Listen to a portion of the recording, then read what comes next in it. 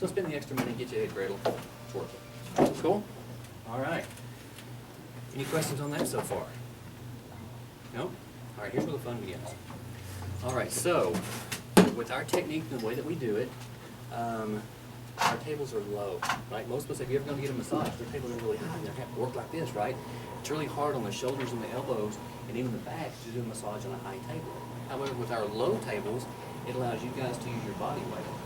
So a young girl that's very small can give as much pressure as me or one of the guys. And most of them go, is that true? Until the girls work on it. And they're like, wow, I did not realize she could give that much pressure.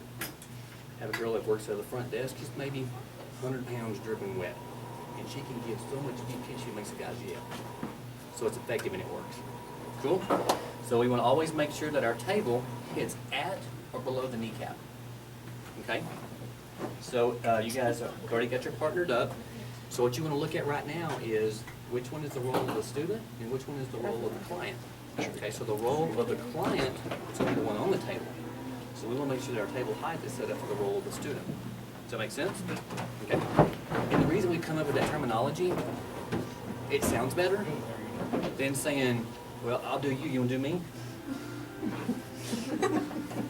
You know what I'm saying? It takes that inappropriate, kind of weird, or whatever out of the air, and it makes it more professional. Okay? So we refer to each other as the client or the student therapist. Okay? And just keeps it sounding good.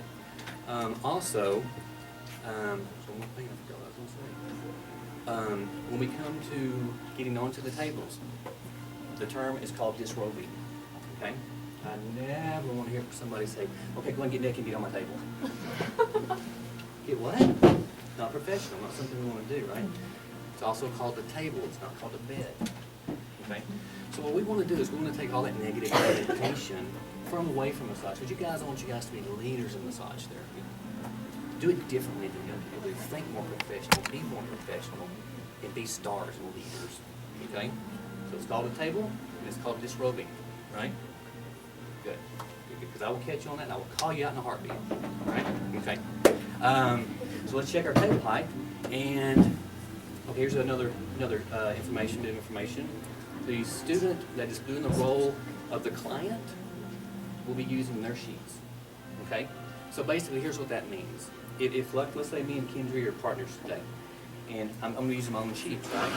Which means I don't have to worry about somebody else getting my sheets dirty, which also means if I have a very, very, very busy life, and tomorrow if I didn't get them washed, I could use my same sheets again tomorrow because I was the one who used them. Make sense? Okay. So use your own sheets when you get on the table. That way you don't have to worry about anything. Cool? Okay. And the ones that don't have sheets today, we'll let y'all borrow some. Okay? Other than that, can you grab me a set of red sheets? Mm-hmm. Just one? Yeah. So much fun. And if I get really excited about this, as you can't tell, right? My mind goes. If I get to where I talk too fast or you don't understand something, please stop and ask me. Okay? Because I don't want to go too fast or you miss something. Okay? Thank you, sir. All right. Now I'm going to show you how to set up, what is this called? Table. Thank you. Very good. All right.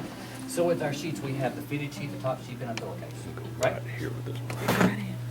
All right. So our fitted sheet is going to go here on the bottom aspect of the table.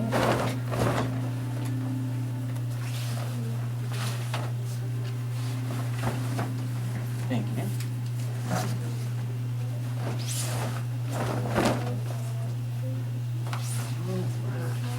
Thank you. All right, so can you give me my poster, please, ma'am? So if I'm setting up my table for my partner, whether it be a client, classmate, whatever, where do we think the bolster might go? Under all the sheets, right? Because of sanitary purposes, right? So I'm going to hit my bolster, it's going to be touching the table itself, right?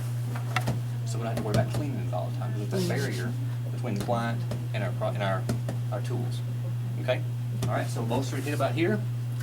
Now everybody kind of gather around this area. This is one of the toughest spots, or toughest things for most of the students to usually get. All right. So we're good here. Just like making the kids' bed at home, basically, right? Table at home. Bed there is table. All right. Take your pillowcase, lay it straight across. The way we fold, and the way Kathy's going to show you guys how to fold your sheets, is there'll be a crease right here in the center. Okay? You'll take it, just basically karate chop it. You pull it down, and then tuck it under. Okay? So what I'm doing is I'm tucking it in between the pole and the head cradle. See that? Yeah. Reason being is, if you've ever got a massage and you couldn't breathe, you know what I mean? Listen, you can't go to the bathroom, can't breathe, it's just a horrible massage, right? No matter how good the skill set is of the person, right? So what you don't want to do is this.